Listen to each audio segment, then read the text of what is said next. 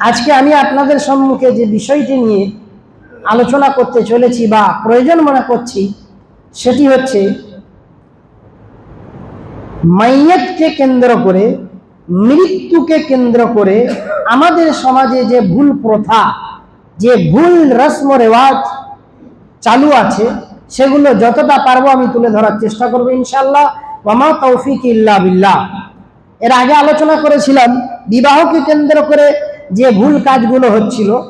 আজকে আলোচনা করব ঠিক মৃত্যু বাড়িকে কেন্দ্র করে আমাদের সমাজে বহু ভুল রসম রেওয়াজ, ভুল কাজ হয়, সেগুলো সম্বন্ধে আলোচনা করবো ইনশাআল্লাহ। ওয়ামা তৌফিক ইল্লা বিল্লাহ। মৃত্যু অনিবার্য। যে ব্যক্তি জান নিয়েছে, যেই পৃথিবীতে এসছে, তাকে মৃত্যু বরণ করতেই হবে, এতে কোনো সন্দেহ নেই। আল্লাহ তাবারক ওয়া তাআলা বলছেন, কুল্লু নাফসিন যায়িকাতুল মাউত। প্রত্যেকটি আত্মাকে মৃত্যুর স্বাদ চাখতেই হবে, চেখেই যাচ্ছে। তার বচপনা যাচ্ছে, জওয়ানি আসবে, বচপনা ফিরে আসবে না। জওয়ানি যাবে, বার্ধক্য আসবে, বুড়ো অবস্থা আসবে, জওয়ানি ফিরে আসবে না। তো জীবদ্দশায় মৃত্যুর স্বাদ চেখেই যাচ্ছে, তারপরেও পরিবর্তন নেই। আসলে মৃত্যু তো অনিবার্য, সবাইকে মৃত্যু বরণ করতেই হবে। থাকলো কথা আমাদের সমাজে মৃত্যু ব্যক্তিকে কেন্দ্র করে বা মাইয়াত বাড়িতে এত ভুল কাজ হয়, যেগুলো শরীয়ত বিরোধী কাজ, হারাম কাজ, সেগুলো আমাদের মাঝে হয়ে থাকে। আসুন শুরু থেকে নিয়ে শেষ পর্যন্ত, মরার আগে থেকে নিয়ে দাফন করার পর পর্যন্ত আল্লাহ বিরোধী, রসুল বিরোধী, শরীয়ত বিরোধী কাজ আমাদের সমাজে চালু আছে, এর কোনো প্রতিবাদ নেই। মরণের আগে থেকে শুরু হয়। মৃত্যু ব্যক্তি নাম্বার 1, মরজুল মউত। যখন মৃত্যু ব্যক্তি মরণের সম্মুখীন, এবারে মরা মরা অবস্থা, 2-1 দিন, 1 সপ্তাহ কিংবা কয়েক ঘন্টা বাকি মৃত্যু ব্যক্তি মারা যাবে, তার মরজুল মউত, যাকে বলা হয় মৌতের বিমার, এমন অবস্থা সে শুয়ে আছে, মারা যাবে। এখানে শরীয়ত বিরোধী কাজ হচ্ছে সর্বপ্রথম কি, যেটা সুন্নতি কাজ কি আছে সেটা না করে আমরা সুন্নাতের বিরুদ্ধে কাজ করি। সেটা কি, মৃত্যু ব্যক্তি শুয়ে আছে, তার কাছে নাম্বার 1 যে ভুল কাজটা হচ্ছে, তার কাছে সূরা ইয়াসিন তেলাওয়াত করা হচ্ছে, কোরআন তেলাওয়াত করা হয়। মরজুল মউত, একজন ব্যক্তি মারা যাবে, শুয়ে আছে, তার কাছে কোরআন তেলাওয়াত করা হচ্ছে। আপনি শুনলে আশ্চর্য হচ্ছেন, মাওলানা সাহেব কোরআন তেলাওয়াত তো ভালো জিনিস, আপনি বলছেন মরা ব্যক্তির কাছে কোরআন তেলাওয়াত করা যাবে না। জি না, যদি এটা ভালো জিনিস হতো তাহলে সাহাবায়ে কেরাম রাদিয়াল্লাহু তাআলা আনহুম এই আমলটা করতেন, বা রাসূলুল্লাহ সাল্লাল্লাহু আলাইহি ওয়াসাল্লাম এই আদেশ দিতেন। মরজুল মউত, যে ব্যক্তি মউতের সম্মুখীন, মরণের সামনে হয়ে আছে, শুয়ে আছে, এই লোকটির কাছে আপনি সূরা ইয়াসিন তেলাওয়াত করতে পারেন না। যদিও কোরআন তেলাওয়াত করা ভালো জিনিস। আপনি বলবেন কোরআন তেলাওয়াত করা ভালো জিনিস, আর আপনি করতে মানা করছেন। ঔষধ ভালো জিনিস, তবে যেটা যেখানে দেওয়ার সেটা সেখানে দিতে হবে। আপনার পেটে ব্যথা হচ্ছে, আপনি ডাক্তারকে গিয়ে বললেন, ডাক্তার আপনার মাথা ব্যথার ওষুধ দিল, তো ওষুধ তো ভালো জিনিস, খান আপনি মাথা ব্যথার ওষুধ। তো যেটা যেখানে, আপনার পা ভেঙেছে, ডাক্তার আপনার হাতে ব্যান্ডেজ করেছে, আপনি ডাক্তারকে ডাক্তার বলবেন না পাগল বলবেন? তো যেখানে অসুবিধা, যে ওষুধ সেখানে লাগবে সেখানেই কাজ করতে হবে, সেই ওষুধ সেখানে লাগাতে হবে।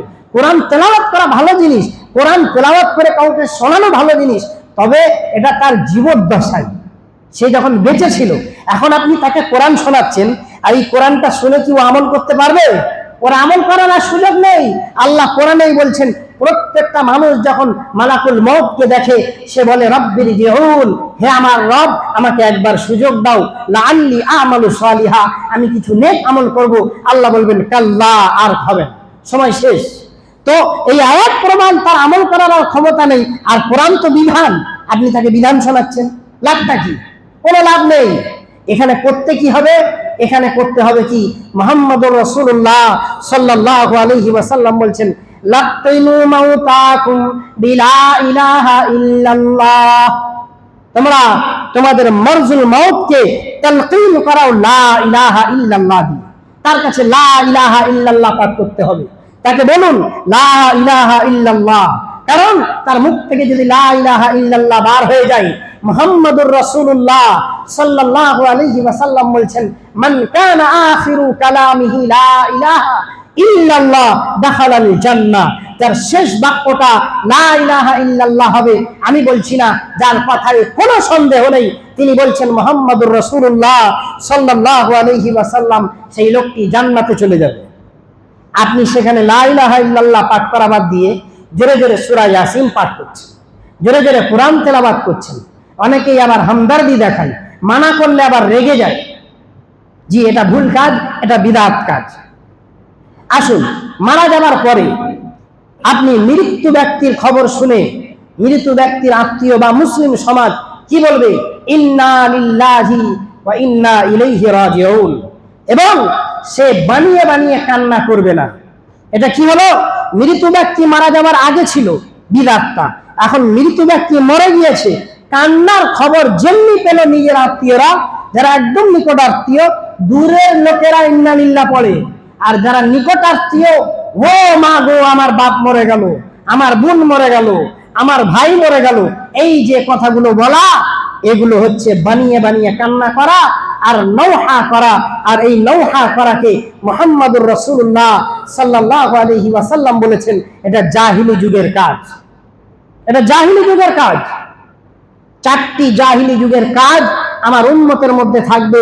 মুহাম্মদ সাল্লাল্লাহু আলাইহি ওয়াসাল্লাম বলছেন তার মধ্যে একটি এই নৌহা করা। এই নৌহা করা যাবে না, বানিয়ে কান্না করা যাবে না। ছেলে খবর পাওয়ার পর হাউ মাউ করে কেঁদে উঠলো, আমার আব্বা মারা গিয়েছে, ছটকাতে আরম্ভ করলো, বুক থাবড়াবেন, হাত মারবেন, এগুলো জাহিলি যুগের কাজ, এগুলো করা হারাম। হ্যাঁ, আপনি মানুষ, আপনার নিজের বাপ, নিজের ভাই, নিজের বোন, নিজের আম্মা, নিজের আব্বা, অবশ্যই আপনার বুকে ব্যথা পাবে, আপনি কাঁদবেন, চোখ দিয়ে অশ্রু ঝরবে, মুখ দিয়ে কোনো সাউন্ড বার হবে না, আওয়াজ বার হবে না, একে বলা হয় কান্না। এটা তো হতেই পারে, এটা তার ভালোবাসায় আপনার চোখ দিয়ে অশ্রু ঝরবে, কিন্তু বানিয়ে কাঁদতে পারবেন না। কারণ মুহাম্মদ সাল্লাল্লাহু আলাইহি ওয়াসাল্লাম বলছেন, ইন্নাল মাইয়িতা ইউআযাবু বিবুকাই আহলিহি আলাইহি, নিশ্চয় মৃত্যু ব্যক্তিকে তার পরিবারের কান্না করার কারণে আযাব দেওয়া হবে। এর দুটো কথা আছে, ব্যাখ্যা। এক, যদি সেই লোকটি না মানা করে, আমি মারা গেলাম আর মানা করলাম না যে তোমরা কান্না করবে না আমার মারা যাওয়ার পর বানিয়ে বানিয়ে, তাহলে আমার কবরে আযাব দেওয়া হবে। আর যদি মানা করে মারা যায়, তাহলে আমি বিরত হয়ে গেলাম, বেঁচে গেলাম। দ্বিতীয়, কান্না করার অর্থ মানে এটা নয় যে চোখ দিয়ে অশ্রু ঝরলেও আযাব দেওয়া হবে। চোখ দিয়ে অশ্রু ঝরলে আযাব দেওয়া হবে না, বরং এখানে কান্না করা বলতে বানিয়ে বানিয়ে কান্না করাকে বোঝানো হয়েছে। চোখ দিয়ে তো অশ্রু ঝরবেই, কারণ মুহাম্মাদুর রাসূলুল্লাহ সাল্লাল্লাহু আলাইহি ওয়াসাল্লামের সন্তান ইব্রাহিম ইন্তেকাল করেছেন। আল্লাহ রাসূল খবর পেলেন, আসলেন, চোখ দিয়ে অশ্রু ঝরছে, কারণ তিনিও তো মানুষ, তারই তো সন্তান মারা গিয়েছে। সেই দিনকেই হচ্ছে সূর্যগ্রহণ। মুহাম্মদ সাল্লাল্লাহু আলাইহি ওয়াসাল্লাম কাঁদছেন, তো এখানে তিনি কাঁদবেন কারণ তিনি মানুষ, তার চোখ দিয়ে অশ্রু ঝরছে। কিন্তু যেই কান্নার কথা মানা করা হয়েছে সেটা হচ্ছে বানিয়ে বানিয়ে, যেটা খাস করে আমাদের মহিলারা বেশি করে থাকেন। ও বু, ও বু, এই বু বু করে কত যে টান মেরে কাঁদে, এটা হারাম। আপনি মানা করবেন, এইভাবে কান্না করা যাবে না। মুহাম্মদ সাল্লাল্লাহু আলাইহি ওয়াসাল্লামের সন্তান মারা গেল, সেদিনকে সূর্যগ্রহণ। মুহাম্মদ সাল্লাল্লাহু আলাইহি ওয়াসাল্লাম সাহাবা ইকরাম রাদিয়াল্লাহু তাআলা আনহুমদের একত্রিত করলেন, অতঃপর যাতে মানুষ ভুল না বোঝে তাই বলে দিলেন যে ইন্নাশ শামসা ওয়াল কামারা আয়াতানি মিন আয়াতিল্লাহি, নিশ্চয় সূর্য চন্দ্র দুটো আল্লাহর নিদর্শনের মধ্যে একটা নিদর্শন। লা ইয়ানকাসিফানি লিমাউতি আহাদিন ওয়ালা লিহায়াতিহি, সূর্যগ্রহণ চন্দ্রগ্রহণ কোনো মানুষের জীবনের জন্য, কোনো মানুষের মরণের জন্য হয় না। কেন এটা বলে দিলেন? এই জন্য যে সাহাবারা ভুল না ভাবে যে মনে হয় মুহাম্মদ সাল্লাল্লাহু আলাইহি ওয়াসাল্লামের সন্তান মারা গিয়েছে তাই সূর্যগ্রহণ হচ্ছে, এই ভুল যাতে না বোঝে তাই উনি স্পষ্ট করে বলে দিলেন যে সূর্যগ্রহণ চন্দ্রগ্রহণ কারোর মরণ আর কারোর জীবনের জন্য হয় না। আর এদিকে এই কথাটা বলার উদ্দেশ্য কি? এর উদ্দেশ্য হচ্ছে এটা যে আমাদের কিছু ভাই আছেন যারা বলেন নাউজুবিল্লাহ, বড় পীর আব্দুল কাদের জিলানী যেদিনকে মারা গিয়েছেন সেদিনকে আল্লাহর আরশ কেঁপে উঠেছে, নাউজুবিল্লাহ। মুহাম্মদ সাল্লাল্লাহু আলাইহি ওয়াসাল্লামের সন্তান মারা যাচ্ছে, তাই উনি স্পষ্ট করে দিলেন যে তোমরা ভুল ভেবে না যে আজ সূর্যগ্রহণ হয়েছে, আমার সন্তান মারা গিয়েছে তাই। আর আপনি বলছেন যে বড় পীর মারা গিয়েছে তাই আল্লাহর আরশ কেঁপে উঠেছে। কে দেখেছিল? তোমার খালু দেখে এসছে আল্লাহর আরশ কাঁপছিল। আল্লাহর আরশ তো দেখাই যায় না। গায়েবী জিনিসের মধ্যে আল্লাহর আরশ তো গায়েব, কে দেখে এসেছিল? এগুলো ভুল, মিথ্যা কথা, এগুলো মিথ্যা মানুষের মধ্যে ছড়ানো। বুদ্ধি তো নেই, বিদ্যাও নেই যে একটা মিথ্যা এমন বলবো মানুষ যেন বিশ্বাস করে। আর আরশ কাঁপছিল, কে দেখেছিল? আসুন, বানিয়ে কান্না করা যাবে না। তৃতীয় এলান করা। মানুষ মারা গিয়েছে, আমার আব্বা মারা গিয়েছে, ইমাম সাহেব বড় মাইকে এলান করে দেন। আপনি যান সৌদি আরবের ফতোয়া বোর্ড, মেন যেটা ফতোয়া লাজনাতুদ দাইমা, সেখানকারেরই ফতোয়া যে বড় মাইকে এলান করা আর বানিয়ে কান্না করা দুটো একই জিনিস। কেন বড় মাইকে এলান করবেন? মুসল্লিরা একে অপরকে খবর দিয়ে দেবেন। ইমাম সাহেব নামাজের পরে খবর দিয়ে দেবেন অমুক মারা গিয়েছে, অমুক সময় জানাজা। মৌলানা সাহেব যারা নামাজ পড়ে না তারা কি করে খবর পাবে? আরে যারা নামাজ পড়ে না ওকে খবর দেওয়ার দরকার কি? জানাজা কখন হবে? ও জানাজায় আসলে আপনার মাইয়তের ক্ষতি হবে। মুসল্লিরা খবর দিয়ে দেবে অমুক মারা গিয়েছে। সাহাবায়ে কেরাম রাদিয়াল্লাহু তাআলা আনহুম এইভাবেই খবর দিতেন। আর থাকলো কথা যে একে অপরকে খবর দিলে অবশ্যই খবর হয়ে যাবে। বিয়ে বাড়ির দাওয়াত তো এলান করতে হয় না যে আজকের আব্দুর রহিমের ছেলে আব্দুস সামাদের বিয়ে, অবশ্যই জোহরের নামাজ পড়ে সবাই খেতে আসবে। তখন তো সাদা পোশাক আর সাদা লুঙ্গি পরে ঠিক চলে আসছে। মরণের জন্য, জানাজার জন্য এলান কেন করবে বড় মাইকে? জি, এর থেকে সাবধান হতে হবে। নাম্বার 3, নাম্বার 4 হলো মানুষ মারা যাবার পরেই তাকে দেখতে চলে আসছে, হু হু করে সবাই আসছে। জি আসুন, মাইয়াতকে দেখতে আসুন। তবে আমাকে যার জীবিত অবস্থায় দেখা হারাম, আমার মরণের পরেও আমাকে তার দেখা হারাম। কিন্তু আমাদের এখানে হচ্ছে কি, একজন মারা যাচ্ছে, মারা যাওয়ার পরেই একদম একদল মেয়ে ছেলে, পুরুষ মারা গিয়েছে, কার ভাই, কার বাপ, কার স্বামী দেখার নেই, একদল মেয়ে ছেলে আসতেই আছে। মেয়ে ছেলে আসছে আর দেখছে, মেয়েদের দেখা হারাম ওকে। ওর জন্য, ওর সঙ্গে যদি বিয়ে জায়েজ ছিল, ওর বেঁচে থাকাই যেমন দেখা হারাম ছিল, মরার পরেও দেখা হারাম। আপনি কিভাবে এসে দেখছেন? মাইয়ত রাখা আছে, লাশ রাখা আছে, মানুষ এসে দেখছে, মানুষ এসে দেখছে, দেখেই যাচ্ছে। মহিলাও দেখছে, পুরুষও দেখছে। যদি পুরুষ মরে পুরুষরা দেখবে, মহিলা মরলে মহিলারা দেখবে। পুরুষ তারা দেখতে পাবে যাদের দেখা যায় মহিলা মরলে, আর কোন পুরুষ মারা গেলে তাকে মহিলাদের মধ্যে যাদের দেখা যায় তারা দেখবে, অন্যজন দেখা হারাম। আবার দুঃখের বিষয়, আমাদের সমাজে আমরা তো মিশে গুষে থাকি, নাম ধরা ঠিক না, তবে কিছু ভাইদের রসম রেওয়াজ আছে নাকি মারা গেলে, স্বামী মারা গেলে স্ত্রী দেখতে পাবে না, আর স্ত্রী মারা গেলে স্বামী দেখতে পাবে না। বলে স্বামী স্ত্রী কেউ একে অপর মারা গেলে বেগানা। নাউজুবিল্লাহ, তুমি কোন গানা গো? স্বামী স্ত্রী মারা গিয়েছে, একে অপরে বেগানা, তুমি কে? তুমি দেখতে এসছো? নাউজুবিল্লাহ, এগুলো ভুল, মিথ্যা কথা আমাদের সমাজে ছড়িয়ে দিয়েছে। আজ আহলে হাদিস গুলোকেও পচিয়ে দিয়েছে। কারা? এই মিথ্যাবাদীরা। স্বামী স্ত্রী কেউ মারা গেলে একে অপরের বেগানা। আর তুমি কোন গানা? তুমি এসে দেখছো? যে স্বামী স্ত্রী মারা গেলে দেখা তো দূরের কথা, গোসল পর্যন্ত দিতে পারবে, শরীয়তের বিধান আছে, হাদিস আছে। সময় সংক্ষিপ্ত, তাড়াতাড়ি করে বলছি। আম্মা আয়েশা রাদিয়াল্লাহু তাআলা আনহার হাদিস আছে, স্বামী স্ত্রীকে গোসল দিতে পারবে, স্ত্রী স্বামীকে গোসল দিতে পারবে। তবে মহিলা গোসল দিতে গিয়ে অন্য কোনো মহিলার সাহায্য নিতে পারবে না।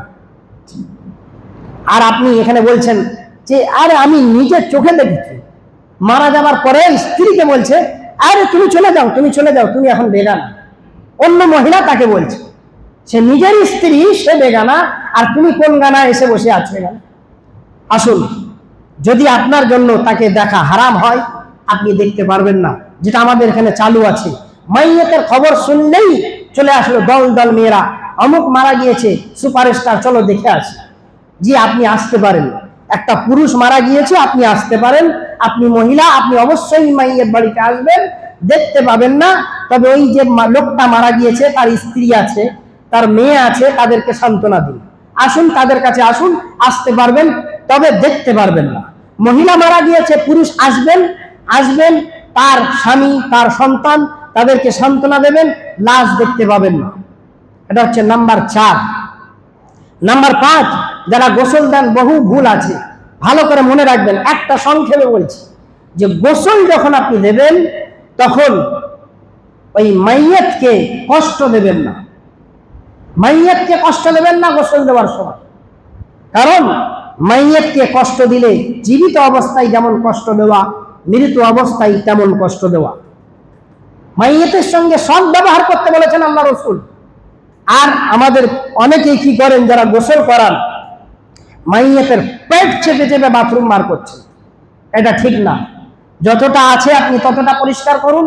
খুব বেশি হালকা ভাবে চাপ দিন একবার, যদি কিছুটা বার হয় তো বার হবে। একদম এইভাবে করে একদম ঠেলে ঠেলে বার করতে হবে। এটা কোন বিধানে আছে? আপনি কোথায় পেয়েছেন? এত রকমের ডিজাইন করে মাইয়াতকে আপনি কষ্ট দিতে পারবেন না, এটা ভুল। নাম্বার 5 যেটা বললাম, মাইয়াতকে কষ্ট দেওয়া, এটা ভুল কাজ। আর মাইয়াতকে কষ্ট দেওয়ার মধ্যে যখন গোসল করাবেন, আরামের সঙ্গে করাবেন, সংক্ষেপে বললাম। নাম্বার 5, নাম্বার 6, মাইয়াতকে কষ্ট দেওয়ার মধ্যেই একটা পড়ে, সেটা হচ্ছে কি, মাইয়াতের জানাজা নির্ধারিত করা। সময় মারা গিয়েছে, আপনি চেষ্টা করুন তাকে তাড়াতাড়ি দাফন করা। মুহাম্মাদুর রাসূলুল্লাহ সাল্লাল্লাহু আলাইহি ওয়াসাল্লাম তাড়াতাড়ি দাফন করার আদেশ দিচ্ছেন, কারণ তিনি বলছেন যদি তোমার ভাই জান্নাতি হয় তাহলে তাকে জান্নাতে যাওয়া থেকে বাধা দেনেওয়ালা তুমি কে? কেন দেরি করছো? ওর স্থান তো এখানে আর নেই, ওর স্থান জান্নাতে, তো তুমি ওকে কেন বাধা দিচ্ছ? দ্বিতীয়, যদি জাহান্নামী হয় তো এই বোঝটাকে কেন বইছো? ছাড়ো না তাড়াতাড়ি। যদি ও জাহান্নামী হয় তাহলে আপনি কেন দেরি করছেন? অমুক আসতে হবে, অমুক আসতে বাকি, অমুক যদি আসা সম্ভব হয় কিছু নির্দিষ্ট সময়ের মধ্যে, তাহলে দেরি করুন। নয়তো গোসল করা আর কিছু দেখা, ব্যাস হয়ে গেল তাড়াতাড়ি। আরে পৃথিবীর শ্রেষ্ঠ মুহাদ্দিস আল্লামা আলবানী রাহমাতুল্লাহ আলাইহি তিনি ঘোষণা দিয়েছিলেন, মারার পর থেকে নিয়ে কবর খোলা পর্যন্ত যত সময় লাগে আমার জানাজার যেন ততক্ষণ থাকে, এর বেশি না থাকে। পৃথিবীর শ্রেষ্ঠ মুহাদ্দিস, আপনি কেন বেশিক্ষণ রাখবেন? বেশিক্ষণ কেন রাখবেন? নাম্বার 6 হলো আপনি তাড়াতাড়ি জানাজার ব্যবস্থা করুন। এবারে আসুন নাম্বার 7, জানাজাকে নিয়ে আসা হবে। ওখানে সবাই কান্নাকাটি চলছে, এমত অবস্থায় মাইয়াতকে তুলে আশহাদু আল্লা ইলাহা ইল্লাল্লাহ বলে লাশ তুলছে। এখানে কে বলেছে আপনাকে কালেমা শাহাদাত পড়তে? এখানে কালেমা লা ইলাহা ইল্লাল্লাহ, কালেমা শাহাদাত পড়া যাবে না? যাবে না। হ্যাঁ, প্রত্যেকটি কাজ শুরু করতে হয় বিসমিল্লাহ দিয়ে। আপনি বিসমিল্লাহ বলে তুলুন, যদি আপনি প্রত্যেক কাজে এই আমল করে থাকেন তবে। অন্য কোনো সময় বিসমিল্লাহ বলেন না, এখন বলছেন। জি, কালেমা লা ইলাহা ইল্লাল্লাহ পড়ার জায়গায় যায়। মাইয়াতকে তোলার সময় একদল লা ইলাহা ইল্লাল্লাহ। আবার অনেকের প্যালপিলেশনে বার হয়। প্যালপিলেশন বোঝেন তো, ভয়েতে ও মনে করে যে এইসব না পড়লে আমিও চলে যাব, এই ভয়েতে পড়তে থাকে। মানুষ ভয়েতে অনেক সময় দোয়া পড়তে থাকে, ওইটা লা ইলাহা ইল্লাল্লাহ পড়ার জায়গা না। আমি শুরুতে বলেছি যে যেটা যেখানে করার আপনি সেখানে সেটা করুন। লা ইলাহা ইল্লাল্লাহ পড়ার জায়গা, যখন লোকটি মারা যাচ্ছিল তার সামনে বলুন লা ইলাহা ইল্লাল্লাহ, তার সামনে এটা বলতে থাকুন, এটা মুহাম্মদ সাল্লাল্লাহু আলাইহি ওয়াসাল্লামের আদেশ। আর আপনি খাটিয়াটা তোলার সময় লা ইলাহা ইল্লাল্লাহ। এগুলো শিরক বেশিরভাগ দেখা যায়। মাইয়াতকে তোলার সময় জোরে জোরে লা ইলাহা ইল্লাল্লাহ এমনটা পড়তে পারবেন না। আপনি বিসমিল্লাহ বলে তুলুন, তুলে নিয়ে আসুন। আসুন এবারে জানাজা হবে। জানাজার সময় কি? নাম্বার 8, জানাজা হবে। জানাজা জামাতের পরেই হবে, জোহর আসর। এখানে একদল মুসলমান বাইরে দাঁড়িয়ে থাকবে, বাবুরা জানাজা পড়তে এসছে। বাবুরা জানাজা পড়বে, ফরজ নামাজ পড়ছে না, বাইরে দাঁড়িয়ে আছে টুপি লাগিয়ে। কোনো গায়ের মুসলিম যদি যায় সে ভাববে এরা কারা? ভেতরে তো একদল মুসলমান নামাজ পড়ছে, বাইরে দাঁড়িয়ে আছে, এরা আবার কারা? কি আশ্চর্য! তুমি জানাজা পড়তে এসছো, ফরজ পড়বে না? তার মানে বোঝা গেল তুমি জানাজা পড়তে আসনি, তুমি কুটুম্বিদ্যা করতে এসছো। মোর ভাইয়ের শ্বশুর না গেলি লোক কি বলবে, এই জন্য তুমি এসছো। তোমার মামা হয়, জানাজা না পড়লে লোকে ছি ছি করবে। তো নিজের বাবা জানাজা পড়িসনি? তাহলে জানাজা পড়তে এসছে, ফরজ নামাজ পড়বে না, মসজিদের বাইরে দাঁড়িয়ে থাকে। এই ধরনের যারা জানাজা পড়তে আসছেন, আমার ইমাম সাহেবদেরকেও আমার রিকোয়েস্ট রইল, আর তাদেরকেও আমি বলছি যে জানাজা পড়বে না তোমরা, মাইয়তের ক্ষতি হবে তোমার মতো মুসল্লি ঢুকে জানাজা পড়লে, ওর মাগফিরাতে কমিয়ে এসে যাবে। তুমি বাড়ি চলে যাবে, লুকিয়ে বাড়ি চলে যাবে, পরে বলে দেবে হ্যাঁ জানাজা পড়ে। ইমাম সাহেব ঘোষণা দেবেন যারা নামাজ পড়েননি বার হয়ে যান মসজিদ। কোন লজ্জায় মসজিদে ঢুকে জানাজা পড়বেন? বাইরে দাঁড়িয়ে আছে। আগে সাহাবায়ে কেরাম রাদিয়াল্লাহু তাআলা আনহুমদের যুগে সালাতুল খাউফ হতো। সালাতুল খাউফ বোঝেন? সালাতুল খাউফ মানে যুদ্ধের নামাজ। জিহাদ চলছে, একদল নামাজ পড়বে আর একদল জিহাদ করবে, আবার ওদের জিহাদ সম্পূর্ণ হয়ে যাবে, ওরা আসবে, এরা আবার চলে যাবে। তো ওই সময় খাস করে আমাদের গাজীপাড়ায়ও দেখেছি অনেক সময়, তো বাইরে থেকে যদি আপনি সিনটা দেখেন তো যেন মনে হয় সালাতুল খাউফ চলছে। একদল মসজিদের বাইরে গার্ড দিচ্ছে আর একদল নামাজ পড়ছে। জি, এটা কোন ধরনের মুসলমান? আমার তো বুঝে আসে না যে ফরজে কিফায়া পড়তে আসে জানাজা, ফরজে কিফায়া, আর এটা ফরজে আইন ফরজ নামাজ, সে ফরজ নামাজ পড়বে না। এটা কোথাকারের বিধান, কোন মানুষদের চিন্তা ভাবনা? এটা তাদেরই হবে যাদের কাছ থেকে ইসলাম অনেক দূরে আছে, যারা ইসলামকে নিয়ে অধ্যয়ন করে না, যারা আল্লাহর কিতাবকে নিয়ে আলোচনা করে না, যারা ইসলামিক আলোচনা শোনে না। আমার মনে হয় খুবই দুঃখের বিষয়, মনে হয় তাদের কাছে উলামাদের বক্তব্য, হাক্কানি আলেমদের বক্তব্য বয়ান তাদের কানে যায়নি, যার কারণে আজও মুসলিম এত জাহিলি যুগের মধ্যে, এত মূর্খতার মধ্যে পড়ে আছে। আসুন, জানাজা হয়ে গেল, আবার ওই জানাজা আমি বারবার পেরেশান হয়ে যাই, কারণ আমি নিজে জানাজা পড়ানোর পরেই এই জিনিসটা দেখি, যার কারণে চিন্তা ভাবনা করেছি এই নিয়ে কিছু আলোচনা করব। আবার ওই লাশটা তোলার সময় আবার আশহাদু আল্লা ইলাহা ইল্লাল্লাহ, আর পড়তে পড়তে লাশটা নিয়ে যেতে যেতে ওই রাস্তায় কলমা পড়তেই থাকে। আমার মনে হয় এদের প্যালপিটেশন থাকে, যদি আমিও চলে যাই ওই ভয়েতে পড়তেই থাকে মনে হয়। এটা এই পড়ার জায়গা না। হ্যাঁ, আপনি ওর জন্য আল্লাহুম্মা গফির লাহু বলতে পারেন, আল্লাহুম্মা রহমহু বলতে পারেন, দোয়া দিতে পারেন। আসুন, কবরে গিয়ে লাশটা রাখবেন। কবরে গিয়ে লাশ রাখলেন, লাশ রাখার পর, মাইয়তকে রাখার পর আপনি তাকে মাটি দেবেন। মাটি দিলেন, মাটি দেওয়ার জন্য আমরা অনেকেই কি করি, এটা অজ্ঞাতবশত করে থাকি কিছু জাহিলদের কারণে। হ্যাঁ, কেউ কেউ বলেন যে এটা দুয়া, মিনহা খালাকনাকুম ওয়া ফিহা নুঈদুকুম ওয়া মিনহা নুখরিজুকুম তারাতান উখরা, যে এটা কোরআনের আয়াত, এটা দুয়া না, এটা আল্লাহ বলছেন। যদি মুহাম্মদ সাল্লাল্লাহু আলাইহি ওয়াসাল্লাম বলতো এটা আপনি বলবেন, তাহলে বলতে পারেন। এর অর্থ আল্লাহ নিজেই বলছেন আমি তোমাকে মাটি দিয়ে সৃষ্টি করেছি, মাটিতেই ফেরাবো, আবার তার থেকেই তুলবো। এটা আল্লাহ নিজে বলছেন, আপনাকে বলতে বলা হয়। এখন থাকলো কথা, কেউ কেউ যুক্তি দেন এটা আল্লাহ বলছেন, আপনি কেন বলছেন? তো অনেক বিদাতি ওলামারা উত্তর দেয়, আল্লাহ বলছেন ইন্না আতাইনাকাল কাউসার, হে নবী নিশ্চয় আমি আপনাকে কাউসার দান করেছি, এই কথাটা তুমি কেন বলছো? তুমি কি কাউসার দান করেছো মুহাম্মদ সাল্লাল্লাহু আলাইহি ওয়াসাল্লাম? জি না। এইরকম যুক্তি দিয়ে ঝগড়া করলে হবে না। ওটা কোরআনের আয়াত, ওর অর্থ ওইটা দাঁড়ায়। ওটা বলতে পারতেন যদি মুহাম্মদ সাল্লাল্লাহু আলাইহি ওয়াসাল্লাম আদেশ দিতেন। ওখানে ওই দোয়া পাঠ করার নেই। আপনি প্রত্যেক কাজের শুরুতে যেমন বিসমিল্লাহ বলেন, আপনি বিসমিল্লাহ বলে মাটি দেন। আবার ওখানেই দাঁড়িয়ে দাঁড়িয়ে একদিন চেঁচিয়ে চেঁচিয়ে বলবে, বলো তো সবাই বলো মিনহা খালাকনাকুম ওয়া ফিহা নুঈদুকুম। নামাজের বিধান জিজ্ঞাসা করুন, একটাও জানে না। আর মূর্খ কবরে দাঁড়িয়ে আলেমের পরিচয় দিচ্ছে যে বলো সবাই মাটি দিয়ে বলো মিনহা খালাকনাকুম ওয়া ফিহা নুঈদুকুম, যেন বড় মুআল্লিমুনি।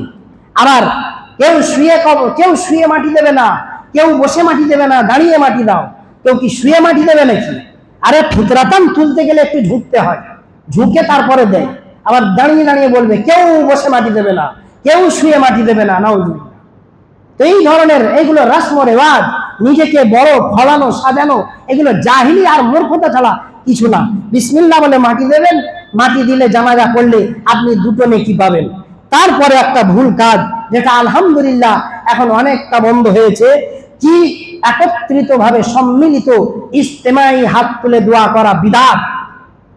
আপনি যান সৌদি আরবে, আল লাজনাতুদ দায়মা ফতোয়া মেন বোর্ড, যেখানে প্রত্যেকটি ফতোয়া সারা বিশ্বে ওখান থেকে পাস হয়, তাদের ফতোয়া মাইয়তকে দাফন করার পর একত্রিত ভাবে ইজতেমাই ভাবে হাত তুলে দোয়া করা বিদআত।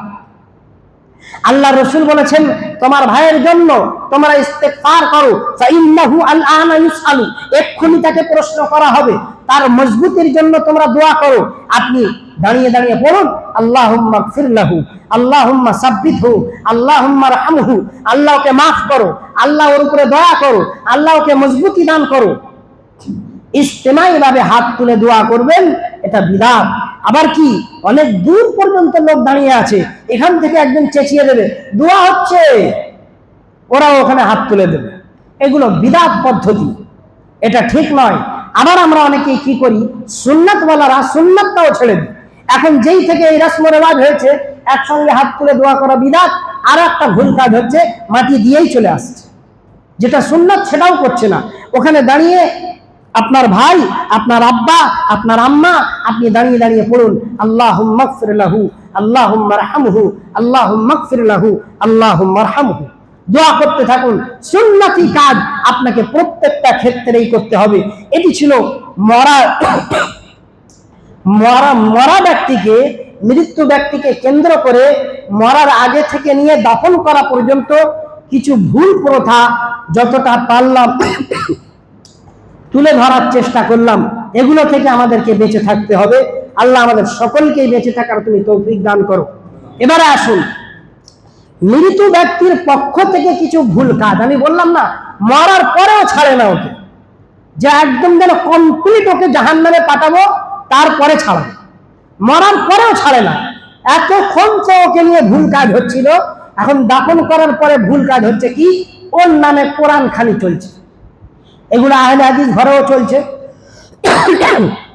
নাউজুবিল্লাহ, মহিলারা একসঙ্গে হয়ে এখন নতুন সিস্টেম হয়েছে সেপারা কোরআন, এক সেপারা, দু সেপারা, একসঙ্গে বসে 30 জন মিলে 30 পারা এক খতম মাইয়াতের নামে।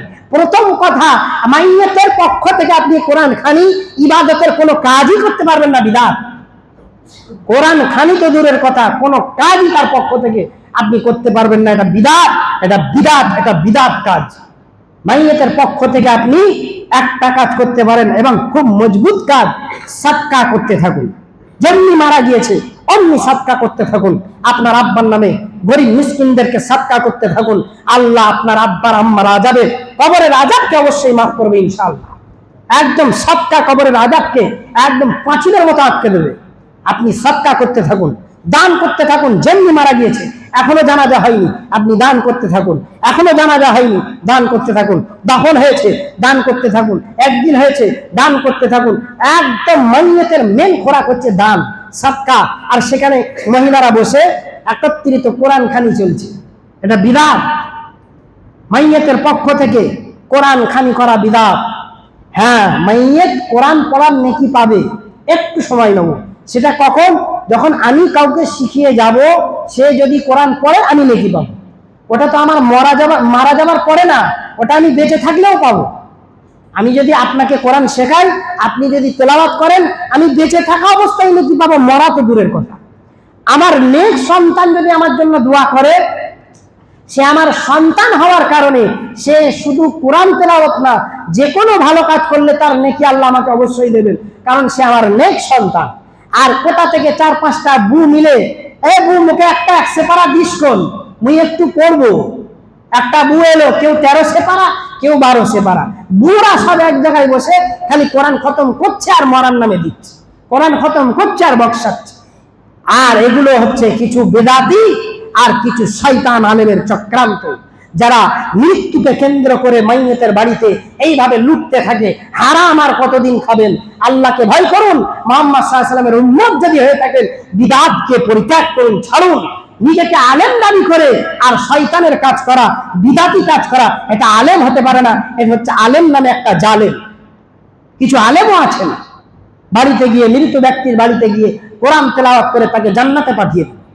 জি না, মৃত ব্যক্তির পক্ষ থেকে। এমনি তো আরো একটা জিনিস, শুধু মৃত ব্যক্তির পক্ষ থেকে না, এই সেপারা কোরআন পড়ে আর 30 জন মিলে যদি একটা খতম হয়ে যায়, তাহলে এবার একটা সিস্টেম করা হোক, যারা বড় লোক তারা হজে যাবে, 4-5 জনকে সঙ্গে করে নিয়ে যাবে। একজনকে বলবে তুমি আমার পক্ষ থেকে আরাফাই যাও, তুমি আমার পক্ষ থেকে মুজদালিফাই যাও, তুমি আমার পক্ষ থেকে মিনাই যাও। এইভাবে করে এক একজনকে এক এক জায়গায় পাঠিয়ে দিলাম, হজ হয়ে গেল। একজনকে বলবো তুমি আমার পক্ষ থেকে আসর পড়বে, তুমি আমার পক্ষ থেকে জোহর পড়বে, 500 টাকা করে দিয়ে দিলাম, আমার 5 ওয়াক্ত নামাজ হয়ে গেল। ইয়ার কি পেয়েছেন নাকি শরীয়ত থেকে? 30 জন মিলে 30 পারা পড়লো, বলি সাহেব এক খতম হয়েছে, আমার আব্বার নামে বকছে না। কোরআনটা কি তোমার মুর্দার খতমের জন্য এসেছে? ইন্না হাদাল কুরআনা ইয়াহদি লিল্লাতি হিয়া আকওয়াম ওয়া ইউবাশশিরুল মুমিনিনা আল্লাযীনা ইয়ামালুনাস সালিহাতি আন্না লাহুম আজরান কাবীরা। নিশ্চয়ই এই কোরআন মানুষকে হিদায়াত দেওয়ার জন্য এসেছে, মৃত্যুকে বর্ষানোর জন্য আছে। কোরআন বিধান, কোরআন গাইড বুক, আপনি পড়বেন আর কাজ করবেন, এটা এইভাবে করতে হবে, এটা এইভাবে করতে হবে। কোরআন তো বিধান, কোরআন কি মৃত্যু ব্যক্তিকে বর্ষানোর জন্য? মানুষ মারা গিয়েছে ওর জন্য আর কোরআন নেই। আল্লাহ তাবারক ওয়া তাআলা আমাদের সকলকে প্রত্যেকটি ক্ষেত্রে তুমি সঠিক বুঝ দান করার চেষ্টা করো। আপনি যদি সত্যিকারের উম্মতি মুহাম্মাদি হয়ে থাকেন, শুধু এই মাইয়াত বলে নয়, আমি এর আগেও বলেছি, জীবনের শুরু থেকে নিয়ে কবরে যাওয়া পর্যন্ত প্রত্যেকটি কাজ মুহাম্মাদুর রাসূলুল্লাহ সাল্লাল্লাহু আলাইহি ওয়াসাল্লামের পদ্ধতিতে হবেই, তবেই হলাম আমি উম্মতে মুহাম্মাদি। নয়তো আমি উম্মতে অন্য কিছু শয়তানি, অন্য কিছু উম্মতে বেদাতি হতে পারি, উম্মতে মুহাম্মাদি হতে পারি না। আল্লাহ তাবারক ওয়া তাআলা যেন আমাদের প্রত্যেকটা ক্ষেত্রে, প্রত্যেকটা কাজকে যেন মুহাম্মদ সাল্লাল্লাহু আলাইহি ওয়াসাল্লামের পদ্ধতিতে আল্লাহ তুমি করার তৌফিক দান করো, সেভাবে যেন আমরা করতে পারি। আল্লাহ সেই তৌফিক তুমি দান করো।